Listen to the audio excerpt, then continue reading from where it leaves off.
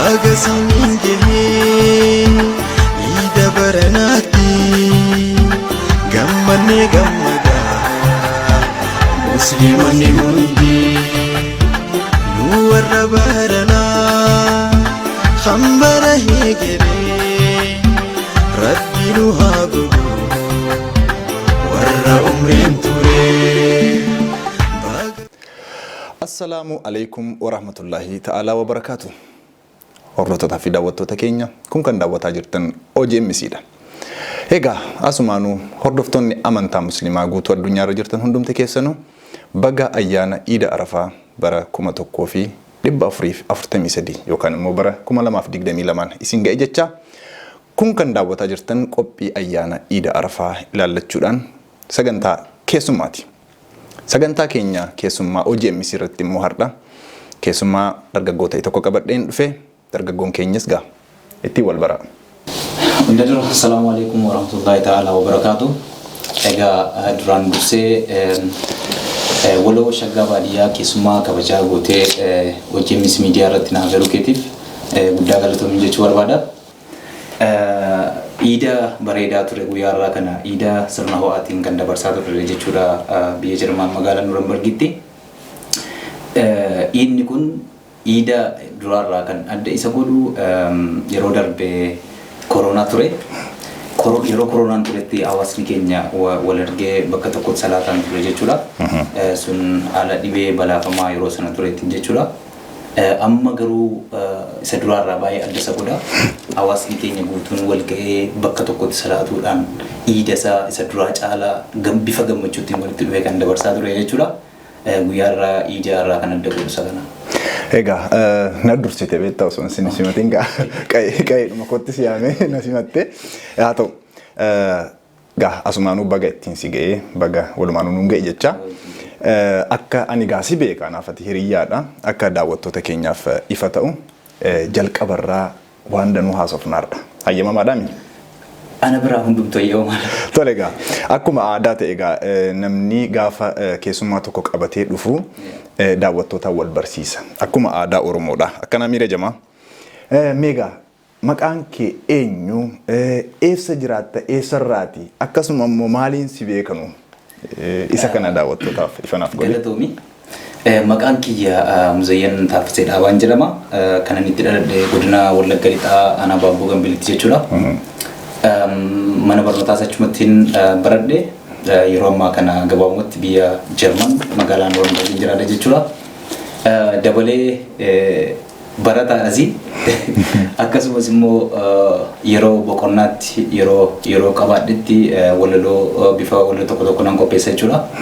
Gabaabumatti yoon kana siin jedhe wayyanatti fakkaata. Eeyyeen gaa anis qabxiidhuma kana akka inni irraa dubbatu barbaadetanii gaa walaleessitoota lafaa dhufaa jiran keessaa Muzayyaa Taaffisaa Dhaabaa nama tokko anaaf hiriyyaadha gaa ittiin wal baraasumaanu. Meegaa daawwattoonni keenya muraasnis ta'e yookaan immoo kan si beekan waa sirraa eeguu danda'u. Ayyaana sababeeffachuudhaan akka waloo tokkotti walaloodhaan maal jettan? Tole jabaa jenna. Gaafa tokko rimmi nyaatu du'ee biyyee uffatee yeroo kaan meelatee ciisu lafa wal caalaa gufatee gaafati waggaa geessee idaaf qophooftu gariin hiriyyaasaa dhabee iji imimmaan lakkuu roobsu. Waggaa ga'uu jennaan waama salphaa seete meeqatu nu biraa dhumee du'ee biyyoon nyaate. Waan wayii yaadadheen buuse imimmaan lakkuu keenyas barri geesse yoona iyya lukku. Namni barreen gaddaa nuti waliin turre hin jiruu mee kanarra nu bira hin jirre. Nummoo ni filatee gooftaan keenya Rahmaanii arraan nu ga'uusaa fi isaa ga'u galanni. Alhamdulillahi haa jennu yaa jamaa baga ittiin isin ga'e ayyaana kabajamaa. Isa bara dhufuus ittiin nu haa ga'u arraan nu ga'uusaa fi galanni isaa ga'u. Alhamdulillahi Rabbil Alamin. Gaa walaloon kan kee dhugaa dubbachuudhaa fi walaloo jechoota fufurdoo jechoon namaa walitti dhufanii walaloo ta'aniif duwwaa otoo hin taane jechoota keessa jechatu darba. Gaa galatoomii si jedha. Maaliif walaloo guyyaa har'aa kana ibsuudha. Akkasii gaa daawwattoota keenya waloo Muzayyaa Taaffisaa wajjin baga wal bartanii nama akkanaati danuutu immoo dhufa. baga samiin gahee iida baranaatti gammannee gammadaa musliimonni hundi nu warra baranaa kan bara heegeree rabbi nu haa godhu warra umriin turee. Meef duuban si deebisa. Guyyaan har'aa kun akkam ture? Dhugaa dubbachuu fi waloo shaggaa baadiyyaa guyyaan har'aa kun guyyaa addaadha. Dhugaa dubbachuuf guyyaa baay'ee namatti tolu ture. Hawaasni keenya iddoo garaa garaarraa dhufee naannoo Nuurambargii hawaasni Oromoo jiraatu kun dhufee bakka tokkotti iida kan kabajachaa oole jechuudha. Gammachuu guddaatu natti dhagahama. Dhugaa dubbachuudhaaf carraa kan argadhee akkuma guutuu Awuroopaatti iyyuu jechuudha. Jarman keessaa naannoon Nuurambargii adda kan isa godhu hawaasni keenya hedduminaan Nuurambargiitti argama jechuudha. Yoon biyyattiin dabarse siin jedhe dhugaarraan fagaatu dee yaada. Egaa dhugaadha maaliifiin biyya Jarman keessattuu naannawa magaalaa Nuurambargii kana Oromiyaa xiqqoo like Little Minnesota jedhamtee beekamti. Oromoota danuutu jira. Haalli ijaaramaas haalli hawaasni kun waliin jiraatu maatiin maatii wajjin walitti dhufee wanna jedhu dhugaa dubbachuuf biyya ga'uus baatu gaa Oromiyaas ga'uu baatu Little Oromiyaa jennee murteessinee irraa yeroo ayyaanaa kana keessattuu gaa'ati umrii dargaggummaa keessa jirta. Yeroo ayyaanaa kana garaatu nama boora namni waan darbe yaadata. Of duuban si deebisa. Bara ijoollummaa kee ayyaana akkamitti dabarsaa turteme? Shagga gaaffii bareedaa na gaafatte. Yeroon biyya turetti hawaasa sana keessa Baaboo Gambeel jechuudha. Hawaasni sun hawaasa baay'ee namatti tolu jechuudha. Biyya Arabaati yoon jedhe nan sobsiisu hawaasi aanaa sanaa jechuudha. Iida bifa bareedaatiin kan dabarsu jechuudha. Akkasumas guyyaa gaafa sanaa rakkataa naannoo isaa jiru gargaaruudhaan darbee namoota amantii garaagaraa qaban amantii kiristaanaas haa ta'u amantii waaqeffataa haa ta'u ollaa guutuu waamanii afeeruudhaan kan gammachuu waliin qoddachaa kan dabarsan jechuudha. Hawaasa sun hawaasa galata qabu jedhee yaada. Hawaasa baay'ee hedduu akka gaariitti hubatee jiru jedhee yaada. Yeroo sanatti yeroon biyya ture sanatti baay'ee kan wanta yaadadhu keessaa ijoollummaadha. Mudannoo sana namni tokko tokko numa qaba jedhee yaada. Gaafa iidaaf qophooftee galgala iidaa jechuudha. Maatiin huccuus ta'e akkasuma caammaa yeroo isaan isii bitantu jira. Sana keessaa kanan yaadadhu iidaaf gaafa iidaa galgala caammaadhaan kan rafe yaadadhu. Garaan baastan malee jedhee caammaan suni waamaan deebi'ee argadhu natti fakkaatu ture ija ijoollummaa yeroo sanaatiin jechuudha. Halkan guutuu warreen si didee kophee ganama isaa ittiin hidhaniin kana yaadadha jechuudha. Har'a wantoota keessa dabarte sana yoggaa as teessee yaadattu barnoota hedduu irraa baratta dhugaa dubbachuudhaaf. Inni biyya kana keessatti an dabarsu maatii bira jiraachuudhaaf baadheeyyuu hawaasni biyya kana wajjin jiraadhu akka maatiitti wajjin jiraadha jechuudha. Hawaasa kabaja guddaa qabudha. Guutummaa Oromiyaatii kallattii garaagaraa irraa walitti dhufee yeroon ittiin Oromummaa isaatiin utubamee gucatee ifee miidhagina addaa qabudha kanan argu jechuudha. Hawaasa kana wajjin bifa gammachuudhaan kanan jiraadhu jechuudha. Dhugaa dubbachuudhaaf asumaan hawaasni Oromoo biyya Jarmanii kallattii hundumaanuu hawaasa carra qabeessaadha. Dhugaa dubbachuudhaaf jechuudha. Maaliif waliin jireenyi hawaasichaas utuu amantaan hin daanga'in utuu gandaa fi wantoota garagaraatiin akka silaa jedhamu sanatti sii galee akka haasaa arraba machii Oromoo warra asiif Oromoo warra achii jedhan sanaan otoo wal qoodee wal hin ilaalini gaddaa gammachuu hawaasa wajjin qooddachuudha. Kanatti natti fakkaata dargaggoonni danuuni yaaddoo gaafa ayyaanni waggaa gahu hin dhama umaatii yaadu qe'ee isaanii yaadu sii galee yaaddoon akkasiin jiru hawaasni gaafa walga'ee ayyaanas ta'ee sagantaalee kamuu daddabarsu. Kanaafuu baga rabbi carraa kan isin qabaachiseen jedhaanis hawaasa biyya Jarmaniitiin jechaadha.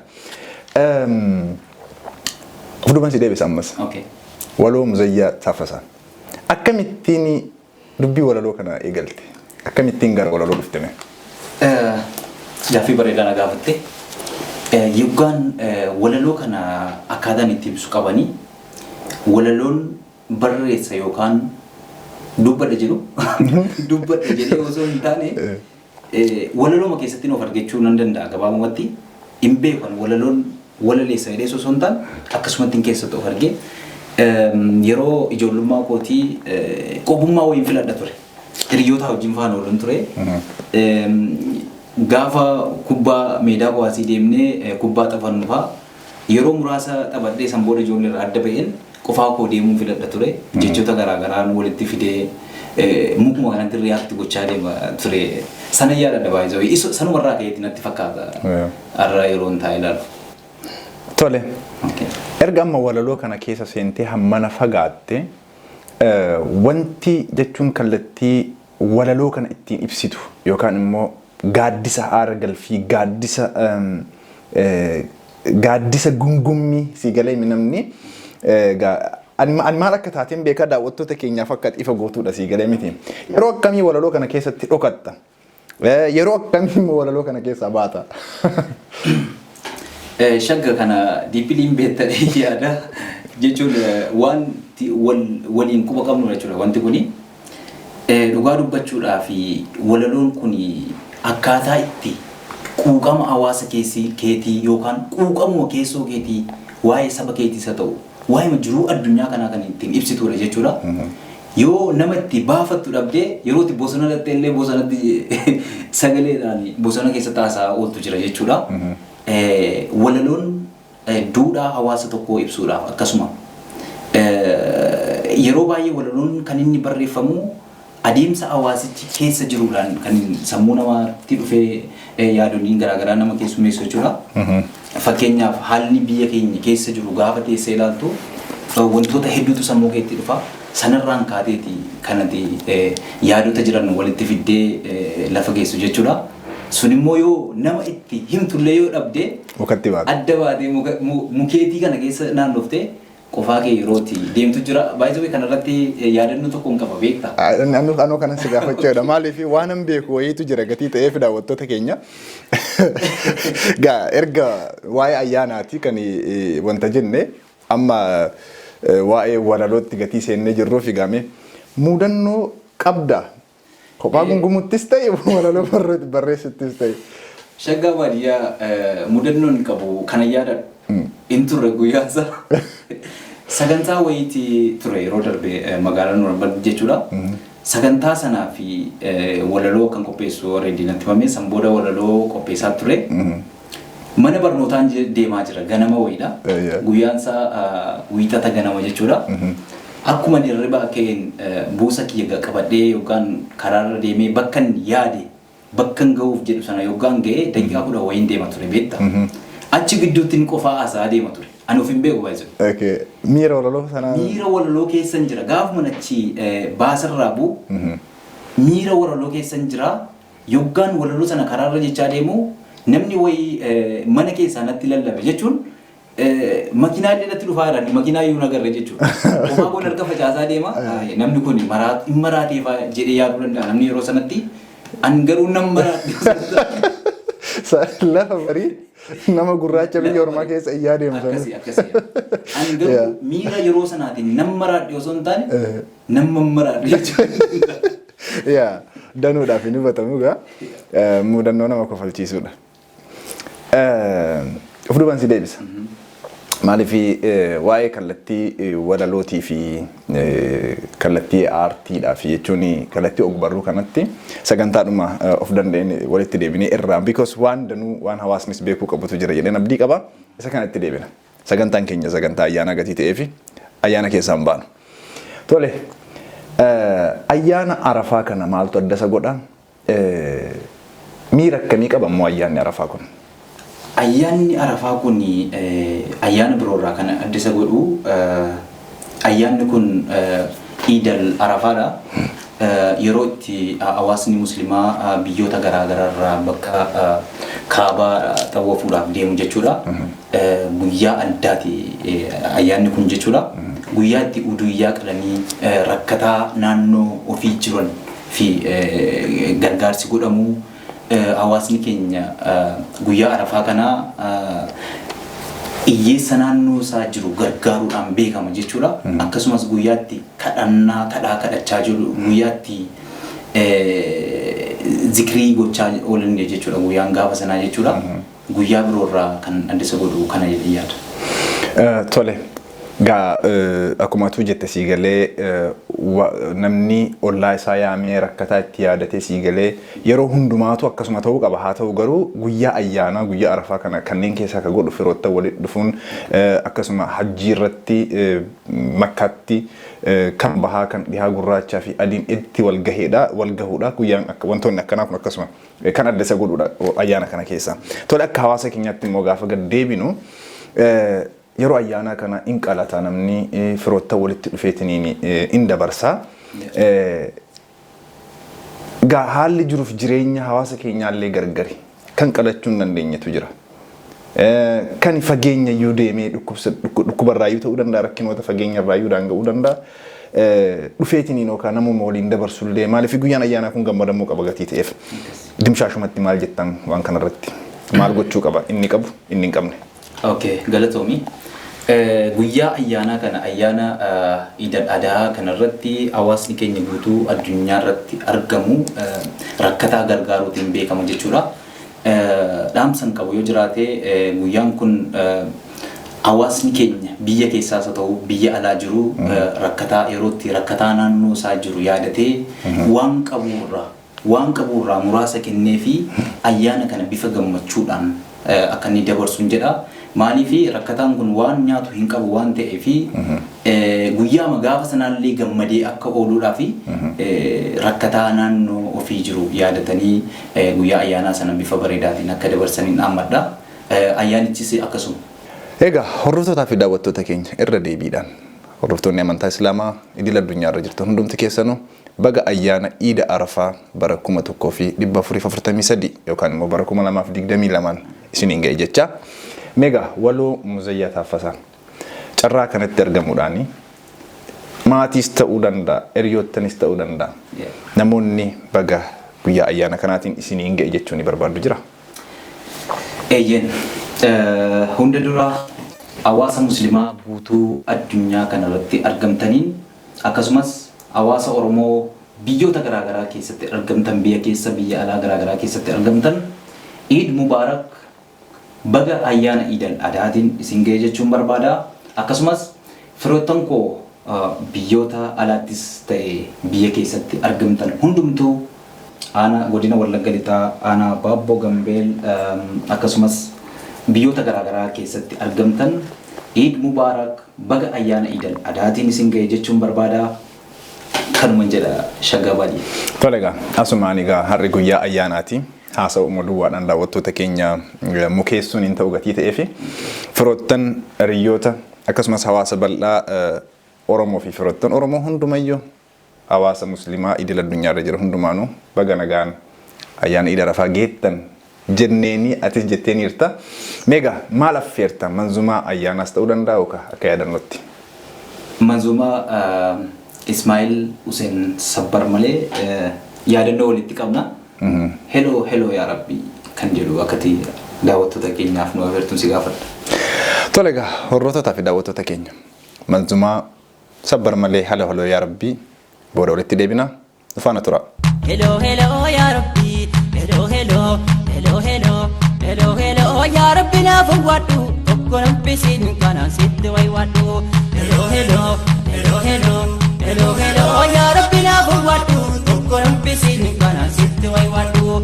Hello yaa Rabbi id'uudi istajib lakum jannaan si gaafachuu.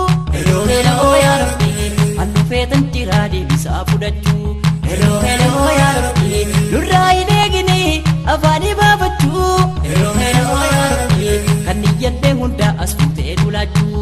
Hello yaa Rabbi kan fagaatte hunda as tuutte dhiyaachuu. Hello yaa Rabbi kan niyyaate hundas nu waliin jiraachuu. Hello yaa Rabbi hello yaa Rabbi naaf wadhu tokko nampisiin kanaan sitti way wadhu.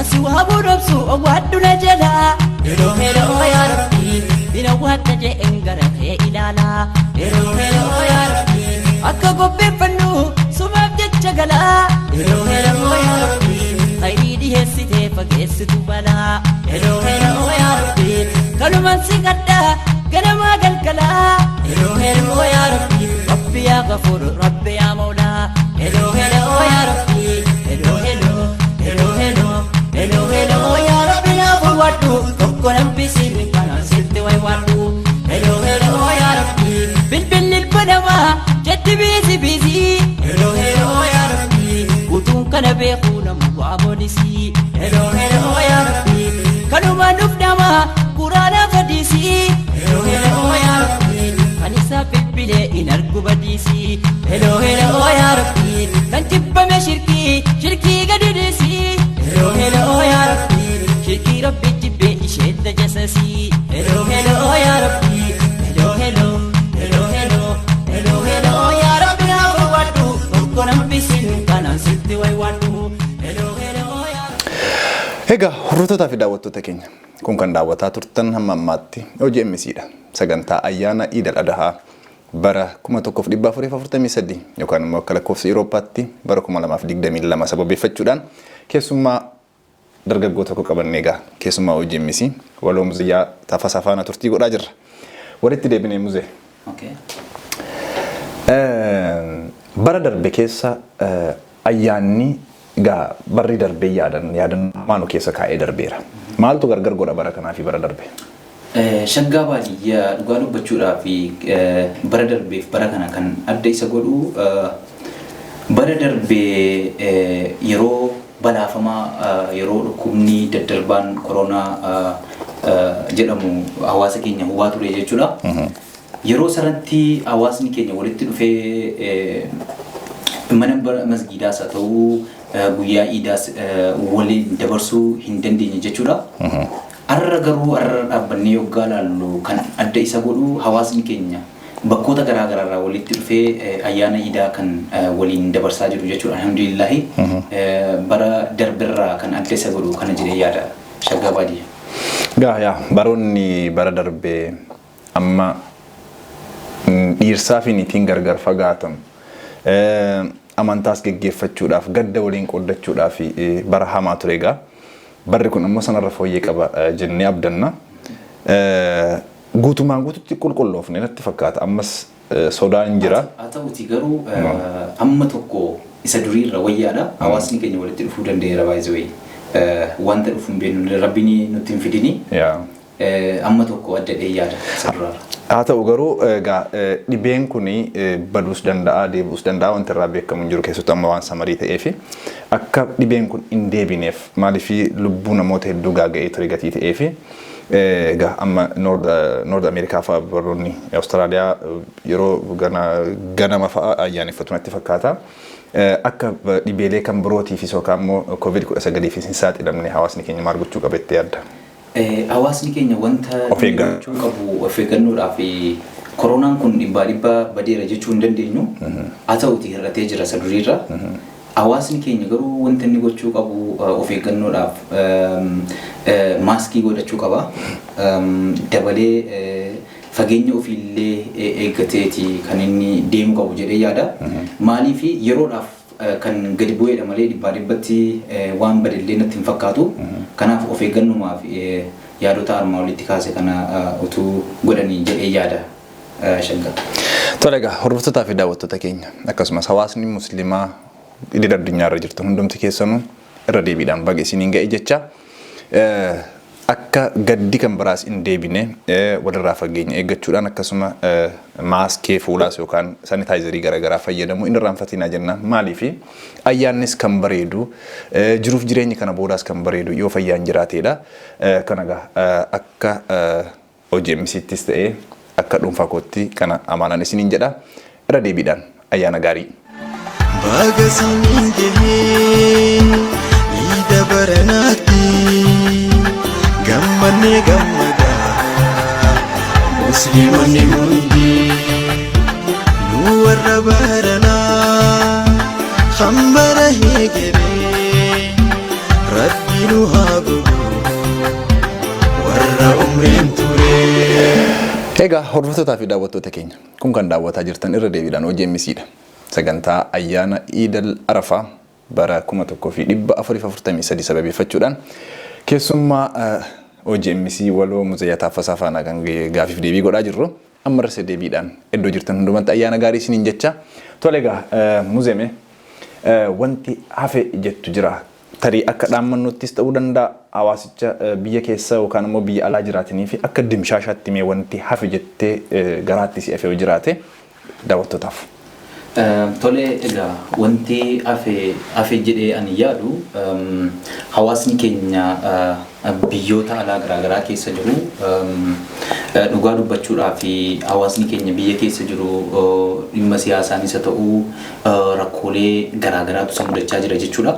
Keessattuu waggoota duraan tararra waggoota amma nuti keessa jiru kana keessatti hawaasni keenya hedduu rakkinaan hubamee jira jechuudha. Rakkoo siyaasaatiin kan wal qabatu jechuudha. Kanaaf hawaasa keenya biyya alaa jiru irraa wanti in eegama jedhee yaadu egaa akkuma guyyaa ayyaanaa sababeeffachuun ayyaanni Iidal Adahaa kun amala qaba. Kan inni ittiin kabajamu yeroo itti rakkataa gargaaranidha. Yeroo itti uduyyaa yeroo qalanii namoota ollaasaa jiraniif hiramudha jechuudha. Warri biyya alaa jiran kun immoo kan isaan gochuu qaban jedhee ani yaadu gama kiyyaanii hawaasa keenya biyya keessa jiru akka isaan gargaaran. Maallaqaanis haa ta'uu namoota ollaa isaanii biyya irraa dhufan fakkeenyaaf Baalee haa ta'uu Jimma haa ta'uu kallattii garaagaraa irraa warra dhufan kana namoota ollaa isaanii keessaa rakkatoo ta'an iyyaafachuudhaan hawaasni keenya biyya alaa jiru kun akka isaan gargaaran jedha gama kiyyaan dhaammannoodha. Dhaamannoo kana akkana dhaammataniin barbaada shagga. Ulfaadho baay'ee qabxii ijoodha. Haalli biyya keessa jiru baay'ee sodaachisaadha rabbi. Du'aayii goonaa isinis du'aayii godhaa biyya keenya hawaasa keenya hundumaa akka nagaa godhu akka qabbantii rabbi fedhu gadi bu'ee sii galeetiniin biyyi keenya nagaa ta'uugaa nutis akka sawwina iddoo hin jirtan hundumaafuu du'aayii rabbi kadhadhaa. Fuula tola uumaan waan hundumaa geeddaruu danda'a gatii ta'eefi hawaasni muslimaa idil addunyaarra jirtan keessattuu hawaasni Oromoo hunda yaadadhaa jechuun ulfaata akkumatu jette sana sii galee namni tokko ollaa isa yaadatu akkasitti wal yaadataa bara gadadoo fi bara rakkinaa kana keessaa hin baanaan jedha. Waan jettu qabda waan gara si hafe kanumaa. Waan jedhu atuu jettee fixeetta. Gama kiyyaan waan hafe waan jiru natti fakkaatu.